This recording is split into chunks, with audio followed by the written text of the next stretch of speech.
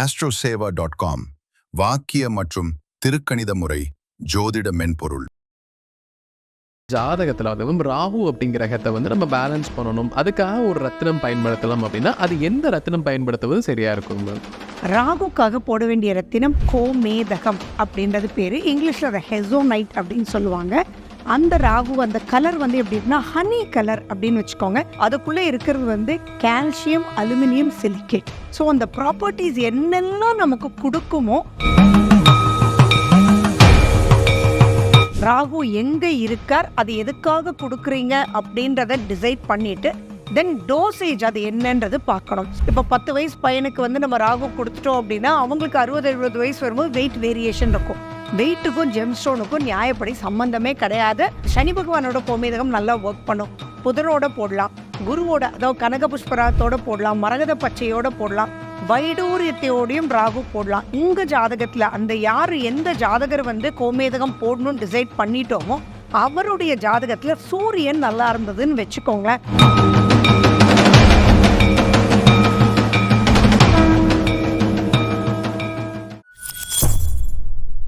பக்தி பிளஸ் நேரவருக்கும் வணக்கம். இன்று நம்மோட இருப்பவர் கல்பனா ஸ்ரீகாந்த் மேம் அவர்கள். வணக்கம் மேம். நமஸ்காரம். பொதுவாகவே ஒருத்தருடைய ஜாதகத்தில் வந்து ராகு அப்படிங்கிற கிரகத்தை வந்து நம்ம பேலன்ஸ் பண்ணணும், அதுக்காக ஒரு ரத்தினம் பயன்படுத்தலாம் அப்படின்னா அது எந்த ரத்தினம் பயன்படுத்துவது சரியா இருக்கும் மேம்? ராகுக்காக போட வேண்டிய ரத்தினம் கோமேதகம் அப்படின்றது பேர். இங்கிலீஷில் அதை ஹெசோனைட் அப்படின்னு சொல்லுவாங்க. அந்த ராகு அந்த கலர் வந்து எப்படின்னா ஹனி கலர் அப்படின்னு வச்சுக்கோங்க. ஹனி எப்படி ஒரு டிஃப்ரெண்ட் டார்க் ரெட் வரைக்கும் போகுதோ அந்த மாதிரி கலர் வந்து பேல் ஹனி கலர்லேருந்து டார்க் ஹனி கலர் வரைக்கும் போகும் கோமேதகம்ன்ற ஜெம்ஸ்டோன். கண்டிப்பாக. இப்போ அந்த கோமேதகம் ஜெம்ஸ்டோன் வந்து எந்த கெமிக்கல் ஃபார்மில் வந்து அது கிரியேட் ஆகிருக்கு அப்படிங்கிறத பற்றி சொல்லுங்க மேம். அது வந்து கிராசுலர் கார்னெட் குரூப். கார்னெட்ன்றது எல்லாருக்குமே தெரியும். அந்த குரூப்போட கிராசுலர் குரூப்புன்றது உங்களுக்கு வந்து கோமேதகம் வரும். அதுக்குள்ளே இருக்கிறது வந்து கால்சியம், அலுமினியம், சிலிக்கேட். அதுக்குள்ளே இருக்கக்கூடிய ப்ராப்பர்ட்டிஸ். ஸோ அந்த ப்ராப்பர்ட்டிஸ் என்னெல்லாம் நமக்கு கொடுக்குமோ அதெல்லாம் கோமேதகம் போடும்போது கண்டிப்பாக உங்களுக்குள்ளே ஊடுருவி அதெல்லாம் நல்ல பெனிஃபிட்ஸ் உங்களுக்கு கொடுக்கறது பார்க்கலாம். ஹெல்த் பெனிஃபிட்ஸ், அது இப்போ இந்த கெமிக்கல்னால என்னென்ன ஹெல்த் பெனிஃபிட்ஸ், என்னென்ன மூட் பெனிஃபிட்ஸ் எல்லாமே இருக்கும். சைக்கலாஜிக்கலும் ஹெல்ப் பண்ணும், ஹெல்த் வைஸும் அது ஹெல்ப் பண்ணும். கண்டிப்பாக மேம். இப்போ பல பேர் வந்து ராகுக்காக வந்து நம்ம கோமேதகம் பயன்படுத்த ஆரம்பிக்கிறாங்க. பட் ஒரு சில திசைகள் வருது, எதிர் திசை வந்துருச்சு, நான் வந்து மோதிரத்தை கழட்டிடவா, இல்லை இந்த கல்லை நான் ரிமூவ் பண்ணிடுறேன், இல்லை எனக்கு ராகுக்காக நான் இது கல் போடவா அப்படிங்கிற மாதிரி கேள்விகள் நிறையா இருக்கு மேம். ஸோ அதுக்கு என்னங்க மேம்? கண்டிப்பாக இப்போ சூரிய திசை வருது, சந்திர திசை வருது அப்படின்னா ஆச்சு ராகுவோட ஆப்போசிட் ஆச்சே அப்படின்றதுக்காக நீங்கள் கேட்குற கொஷின் கரெக்ட் தான். ஆனால் no no no no no இங்கே நீங்கள் ஒரு திசைக்காகவோ புத்திக்காகவோ எந்த ரத்தினமும் எப்பயும் போடக்கூடாது. அதே மாதிரி ராகு திசை வரும்போது தான் கோமேதகம் போடணும் அப்படின்றதும் நாட் நெசசரி. ஒரு ஜாதகம் பார்க்கும்போதே அவங்களுக்கு ராகுனால இந்தந்த மைனஸஸ் இருக்குது, இதை பேலன்ஸ் பண்ண முடியுமா அப்படின்றது பார்க்கணும். பேலன்ஸே பண்ண முடியாது அப்படின்னா நம்ம விட்டுடணும். அதுக்காக ஒரு ஜெம்ஸ்டோன்ஸ் கொடுக்கறது ரியலி வேஸ்ட்டு. ஆனால் அது பேலன்ஸ் பண்ண முடியும் அப்படின்ற ஒரு பாயிண்ட் வரும்போது அது சிம்பிளாக சொல்லணும்னா ஃபெயில் ஆயிடுச்சு அப்படின்னு நம்ம ஒன்றுமே பண்ண முடியாது. பட் அந்த ஃபெயிலை நம்ம ஈஸியாக கொண்டு வர முடியுன்ற ஒரு பொசிஷனில் இருந்ததுன்னா அவங்களுக்கு கோமேதகம் கொடுக்கணும். அந்த கோமேதகம் திசைக்காக கிடையவே கிடையாது, ராசிக்காக கிடையவே கிடையாது. இப்போ திருவாதிரை நட்சத்திரமாக இருக்குது, சுவாதி நட்சத்திரமாக இருக்குது, நீங்கள் வந்து ராகு சாரம் தானே அதனால் அதெல்லாம் ரொம்ப தப்பு. அவங்க சுய ஜாதகத்தில் ராகுனால வரக்கூடிய பெனிஃபிட்ஸை அடப்பட்டிருக்கு. இந்த கெமிக்கல் எனர்ஜி கொடுக்கறதுனால அவங்களுக்கு பெனிஃபிஷியலாக இருக்கும் அப்படின்னா லைஃப் லாங் அவங்க போடணும். ஒன்ஸ் என்ன கேரட், என்ன குவாலிட்டி எப்படின்றத டிசைட் பண்ணி போட்டுட்டாங்கன்னா லைஃப் லாங் அதனுடைய பெனிஃபிட்ஸ் அவங்க பார்த்துட்டே இருப்பாங்க. ஸோ லைஃப் லாங் தான். கண்டிப்பாக மேம். இப்போ கோமேதகம் பயன்படுத்தும் போது ஃபஸ்ட்டு கேள்வி அது என்ன மெட்டலில் போடணும் அப்படிங்கிறது இருக்குது மேம். அதே சமயம் அதை மோதிரமாக போடலாமா, பெண்டண்ட்டாக போடலாமாங்கிற கேள்விகளுமே வருதுங்க மேம். ஸோ இதுக்கான பதில்கள் என்னென்ன மேம்? கோமேதகம் அப்படின்றது வந்து மெட்டல் அப்படின்றது கோல்டு, சில்வர் எதில் வேணாலும் போடலாம். Platinum no no no no. கோல்டில் போட்டால் என்ன பெனிஃபிட்டோ அதே தான் சில்வரில் போட்டாலும் பெனிஃபிட். அடுத்தது உங்கள் ஜாதகத்தில் அந்த யார் எந்த ஜாதகர் வந்து கோமேதகம் போடணும்னு டிசைட் பண்ணிட்டோமோ அவருடைய ஜாதகத்தில் சூரியன் நல்லா இருந்ததுன்னு வச்சுக்கோங்களேன். ஆட்டோமேட்டிக்காக அவங்க வந்து டாலரும் போடலாம், பெண்டன்ட்டும் போடலாம். ஆனால் சூரியன் வந்து அவங்களுக்கு சரியில்லை அப்படின்னா அந்த ஸ்டோன் வந்து ஒர்க் பண்ணுறதுக்கு ரொம்ப லேட் ஆகும். அவங்க வந்து டாலராக போடும்போது அவங்களுக்கு வந்து நம்ம வந்து ரிங்காக தான் போடணும். இது ஏன் அப்படின்னா, எப்பயுமே ஒரு ரத்தினம் எப்படி வேலை செய்யுது அப்படின்னா, சூரிய ஒளி, காற்று, நம்மளுடைய வேர்வை. அப்போ சூரியன் அவங்க வீக்காக இருக்காங்க அப்படின்னா அவங்களுக்கு அந்த ரேஸ் கிடைக்கிறது கஷ்டமாக இருக்கும். அப்போ கையில் போடும்போது ஆட்டோமேட்டிக்காக எக்ஸ்போஸ் டு சூரியன். இதே பெண்டென்ட்டாக போடும்போது அந்த எக்ஸ்போஷர் அந்தளவுக்கு இருக்காது. அதுக்கு உண்டான காட்டன் ஷர்ட் ஒரு லெனின் ஷர்ட் அந்த மாதிரி போட்டால் இருக்கும். இன்றைக்கி இருக்கக்கூடிய பாலிஸ்டர் எல்லாமே போடும்போது சுத்தமாகவே அந்த ஊடுருவல்ன்றது நமக்கு கம்மியான பெனிஃபிட்ஸ் தான் கிடைக்கும். சில டாக்டர்ஸ் எல்லாம் வரும்போது, இல்லை நிறைய பேர் வந்து நான் கையில் போட விரும்பலை அப்படின்னு சொன்னாங்கன்னா அவங்களுக்கு உடனே சூரியனை செக் பண்ணணும். சூரியன் சூப்பர்னா எப்படி வேணாலும் போடுப்பா அப்படின்னு சொல்லி நம்ம விட்டுடலாம். ராகுனுடைய ஜெம்ஸ்டோன் ஈவன் அருணாக்குடியில் போடுற அருணாக்குடியில் ஒரு சில்வரில் பெண்டென்ட்டாக பண்ணி கூட நீங்கள் போடும்போது தட் வில் ஒர்க். கண்டிப்பாக. இப்போ கோமேதகம் போடணும்னு முடிவு பண்ணிடலாங்க. அடுத்த கேள்வி வந்து நான் எவ்வளோ கேரட் வாங்குறது அப்படிங்கிறதா இருக்கும் மேம். சில பேர் வந்து வெயிட் பேஸ் பண்ணி போடுறவங்களும் இருக்காங்க. ஸோ கேரட் எப்படி தேர்ந்தெடுப்பது, எந்த கேரட் சரியான அளவாக இருக்கும் மேம்? ரைட். முதல்ல அந்த ராகுக்காக போடணும்னு டிசைட் பண்ணியாச்சு.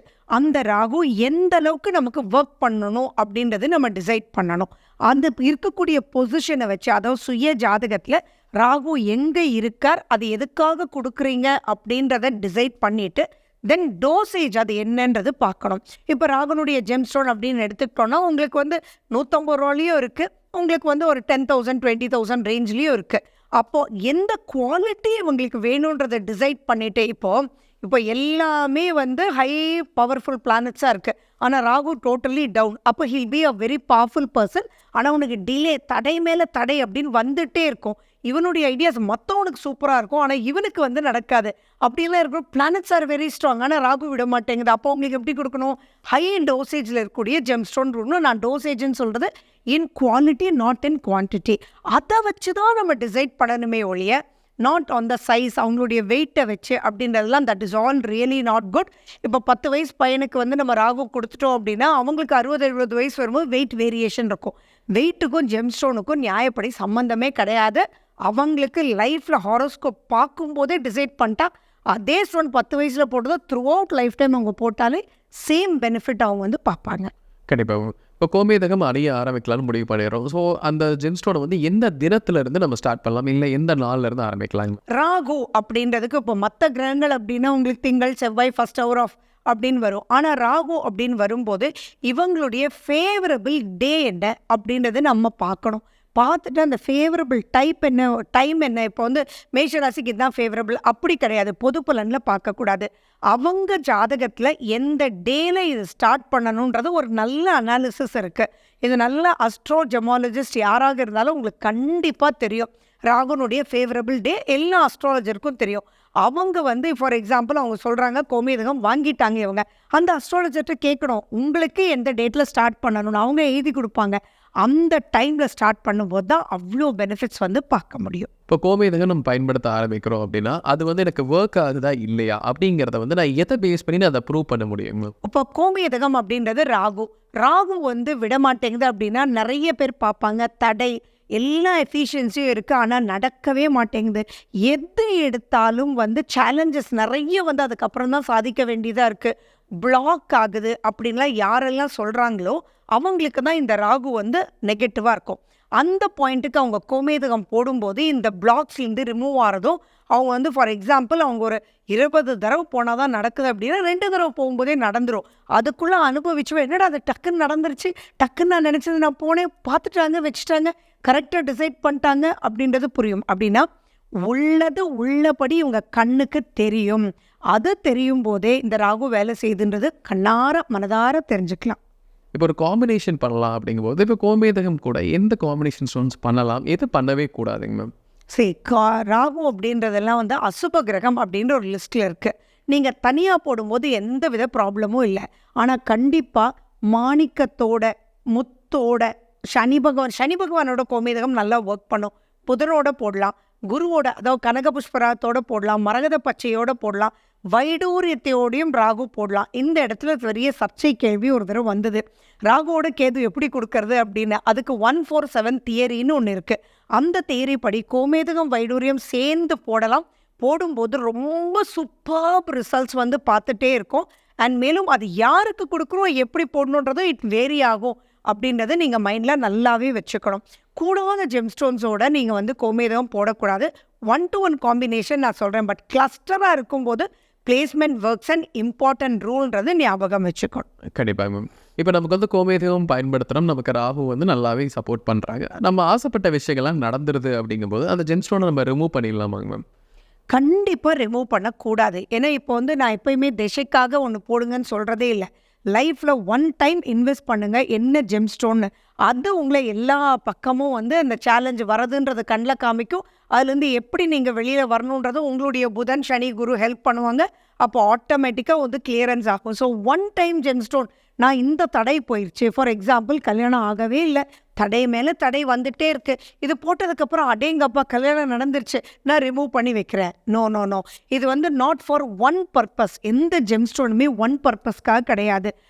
நீ அப்போ வந்தவருக்கு ஒரு தடை இருந்தது, ஆனால் மறுபடியும் பல தடைகள் அவருக்கு வந்துட்டே தான் இருக்கும். ஸோ இது தடைக்காக போடுறதே ஒழிய நாட் ஃபார் அந்த பர்பஸ் தடைக்காக போடுறதெல்லாம் நாட் அட் ஆல் நீடட். இன்னைக்கு நிறைய பேர் வராங்க, இதுக்காக போட சொன்னாங்க, கல்யாணத்துக்கு அப்புறம் கழட்டிட சொன்னாங்க அப்படின்றதெல்லாம் கிடையவே கிடையாது. உங்களுடைய ஜாதகம் பார்த்து அந்த ஜாதகத்துக்கு என்னன்னு போட்டால் அதுவே த்ரூ அவுட் வந்து ட்ராவல் பண்ணும். பர்பஸ்க்காக போடுறது அவாய்ட் பண்ணிவிடுங்க. ஏன்னா அப்படி போடும்போது எல்லாருமே கம்மி குவாலிட்டி ஜெம்ஸ்டோன் போட்டு அதனுடைய நெகட்டிவிட்டி, அதில் தோஷங்கள்ன்றது ரொம்ப இம்பார்ட்டண்ட். அந்த தோஷம்ன்றது என்னென்னு அப்படின்னா, இது வந்து நேச்சுரல் காட்ஸ் கிஃப்ட். இப்போ ஒரு வெண்டைக்காய், கத்திரிக்காய் எது வாங்கினாலுமே அந்த இடத்துல கூடாத ஒரு போர்ஷன் இருக்கு இல்லையா, அந்த போர்ஷன் உள்ளதில் வந்து ரொம்ப கம்மி விலை. ஜென்ரலி என்ன சொல்லுவோம், நல்ல இடத்துல வாங்கணும், ஹோட்டலில் கூடாத ஹோட்டல்லாம் சாப்பிட்டா வேண்டாத காய்கறியெல்லாம் போட்டு சமைச்சிடுவான். அதே கான்செப்ட் தான். அப்போ ஆட்டோமேட்டிக்காக நீங்கள் ரொம்ப குவாலிட்டி கம்மியாக அதனுடைய கிளாரிட்டியை பார்க்காம வாங்கும்போது அது நெகட்டிவாக உங்களை கூட்டிகிட்டு போயிடும். அந்த தப்பு பண்ணிடவே கூடாது. அப்போ பர்பஸ்க்காகனா எல்லாருக்கும் இன்றைக்கி லைஃப் ஃபுல் ஆஃப் பர்பஸ் தான். ஸோ அந்த பர்பஸ்க்காக ஜெம்ஸ்டோன்றதை அந்த தாட் ப்ராசஸையே ரிமூவ் பண்ணிவிடுங்க. உங்கள் லைஃப்னுடைய A to Z கான்செப்டுக்கு ஒரு தடவை போட்டாலே போதுமானது. ஸோ கோமேதகம் பயன்படுத்துவது எப்படிங்கிறது விலாவரியாக பார்த்தீங்க. கண்டிப்பாக நம்ம நேயர்களுக்கு ஒரு பயனுள்ள கருத்துக்கலாம் வந்திருக்கும். மீண்டும் ஒரு பதில் சந்திக்கலாம். ரொம்ப நன்றிங்க. வணக்கம்.